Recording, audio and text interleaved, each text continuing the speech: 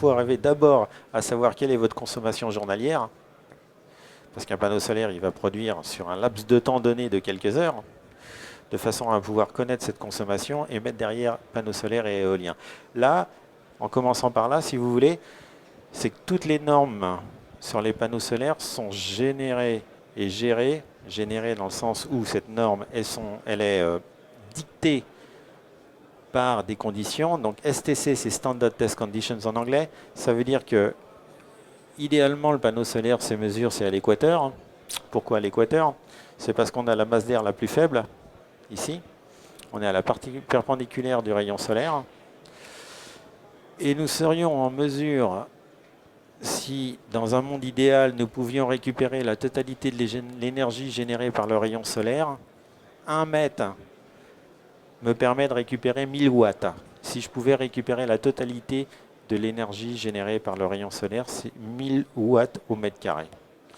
1000 watts au mètre carré, c'est ce qui nous permet, dans ces conditions-là, avec une température extérieure de 25 degrés et une masse d'air de 1,5, de dire qu'un panneau solaire qui fait 1 mètre carré, s'il a un rendement de 10%, il fait donc 100 watts, exactement. Donc c'est simple, mais il faut garder ça à l'esprit, c'est-à-dire que c'est dans un monde relativement virtuel. Ces mêmes mesures ont été faites au Sable d'Olonne. C'est pas indiqué, mais c'est au mois de décembre. Ça, c'est la courbe de puissance minimale que nous ayons eue. Ça, c'est la courbe de puissance maximale que nous ayons eue. Et ça, c'est la courbe moyenne. Ce qui signifie que si là, j'avais 1000 watts par mètre carré, là, j'avais à peine 200 watts. Donc, ce qui signifie que mon panneau solaire qui faisait 100 watts à l'origine, en fait, c'était un 20 watts. C'est par rapport à la zone géographique où vous allez être éventuellement, c'est d'arriver à pondérer et ne pas prendre ce qui est donné sur une fiche technique d'un panneau solaire comme étant la vraie vie. Parce qu'à ça, si vous rajoutez des éléments qui sont que même en plein été, vous avez une température sur la cellule qui est de 60 degrés Celsius, vous allez perdre 30% de rendement de votre panneau. Parce que la température est un élément qui fait baisser le rendement de la cellule. Après, vous avez différentes technologies disponibles sur le marché. Ces technologies, elles sont soit du cristallin, en poly ou en mono, soit du CIGS, soit de l'amorphe. La différence, au-delà, si vous voulez, du composant utilisé, c'est son comportement dans des conditions d'utilisation qui vont vous faire choisir le module que vous allez installer. Je m'explique. Là, vous avez la Ferrari. C'est la cellule fabriquée par SunPower, qui est du monocristallin, qui est la plus pure. Aujourd'hui, il nous annonce des rendements dans les prochaines cellules de 23-24%. Ce qui veut dire qu'un mètre carré égale 240 watts à la louche. Là, sur du monocristallin, nous sommes à peu près à 19%. Sur du polycristallin, nous sommes à peu près à 17%. Sur du CIGS, nous sommes à peu près à 14%. Et sur de l'amorphe, nous sommes à peu près à 7%. Attention, je ne veux pas dire que ça, c'est 3 fois meilleur que ça. Parce que tout ça, ceux-là, les cristallins, dans un monde idéal, ils ont besoin de 25 degrés, ils ont besoin d'un ciel bleu. Dans un monde réel, lorsque nous sommes comme aujourd'hui, avec un temps couvert, ça a beau avoir 7% de rendement, ça générera plus d'énergie que ça. Parce que son comportement électrique par faible luminosité est supérieur au monocristallin. Après, dans tous les panneaux que vous allez voir sur le marché, vous avez ce qu'on appelle l'assemblage. Vous avez des gens qui fabriquent la cellule, et communément ce qu'on appelle les fabricants de panneaux solaires, ce sont des assembleurs de cellules.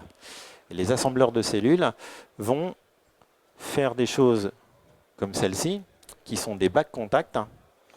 Les bacs contact, communément, viennent de chez SunPower, c'est-à-dire que les circuits imprimés sont à l'arrière, et les liaisons électriques, les bus, sont à l'arrière également. Là, vous avez un exemple d'un module cristallin.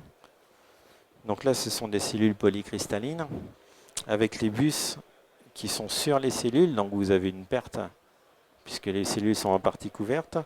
vous avez un espace entre les cellules, donc vous avez une perte au niveau de la surface du module, et l'électricité générée par ces cellules s'achemine au travers de ces bus. Là, vous avez la chaleur qui est générée, donc de l'énergie qui est perdue. Ce que l'on ne retrouve pas avec ce type de cellules, puisque les circuits imprimés sont à l'arrière et les bus sont au nombre de 3, alors que là, vous n'en avez qu'un seul. Donc l'énergie est mieux acheminée d'une cellule à une autre. Mais on peut encore optimiser la chose par ce type de cellule-là, enfin ce type de panneau, excusez-moi, puisque c'est une cellule qui est mono, de ce type,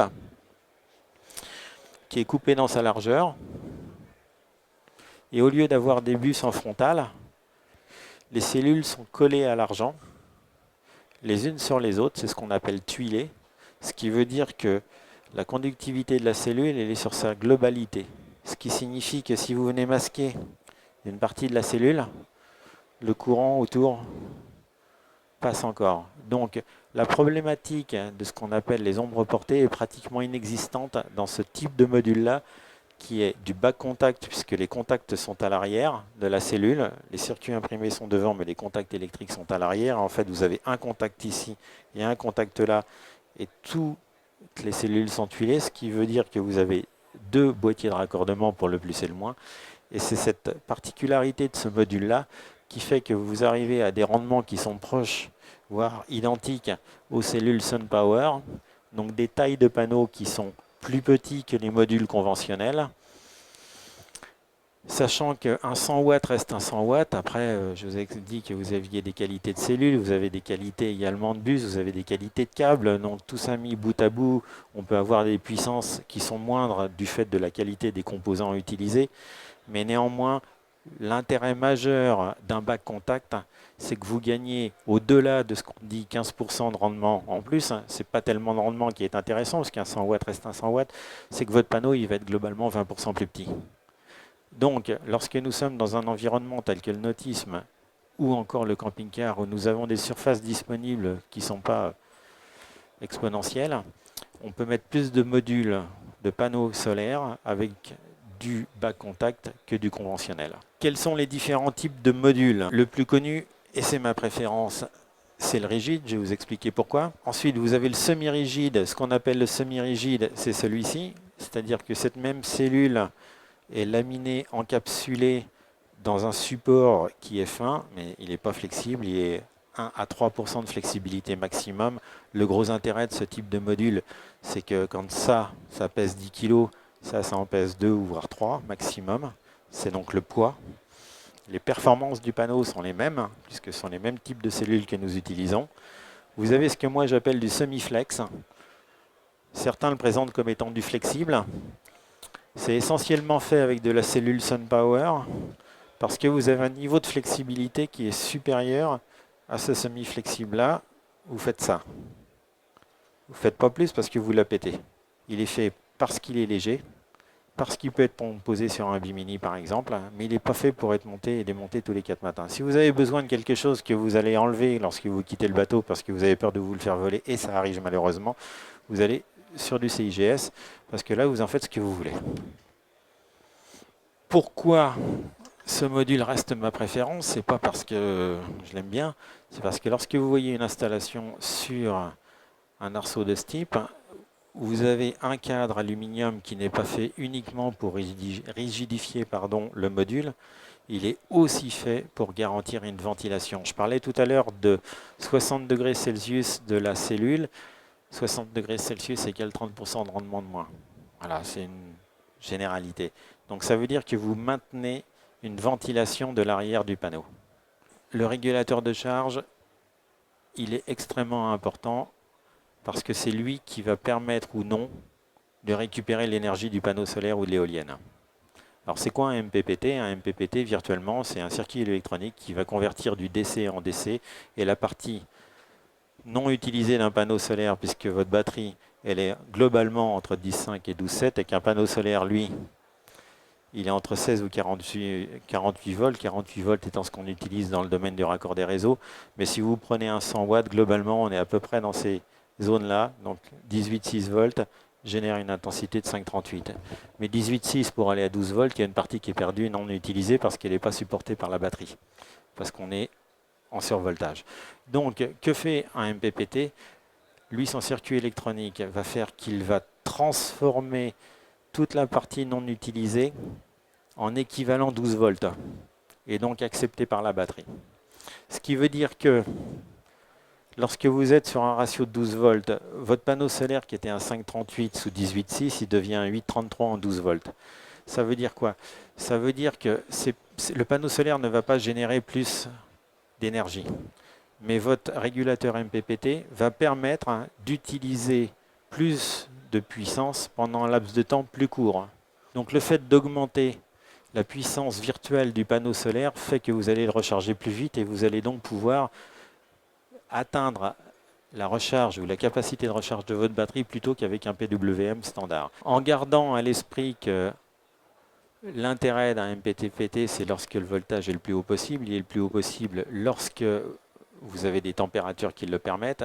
Donc, techniquement, un ciel bleu, plein hiver, ce n'est pas notre cas, mais en pleine montagne avec de la réverbération de la neige, c'est la situation idéale pour un panneau solaire. Donc, le MPPT va avoir un intérêt en hiver plus important qu'en été du fait de la température, mais globalement, rapporté à une période de l'année, vous avez un gain de l'ordre de 30%. Et je me répète, ce n'est pas votre panneau solaire qui va générer 30% d'énergie de plus, c'est le traitement de l'énergie qui va permettre de recharger la batterie. Donc, vous avez quand même une différence de coût entre un MPPT et un PWM. Donc, communément, ce que nous disons, c'est que 100 watts et plus, nous utilisons où il y a une raison d'être d'un MPPT parce que vous avez de la production. En dessous de 100 watts, si c'est pour faire du maintien de charge, ce n'est pas la peine. Prenez un PWM tout à fait standard. Enfin, quand j'appelle standard, ce qu'il y a sur le marché aujourd'hui est conforme aux besoins que vous en aurez.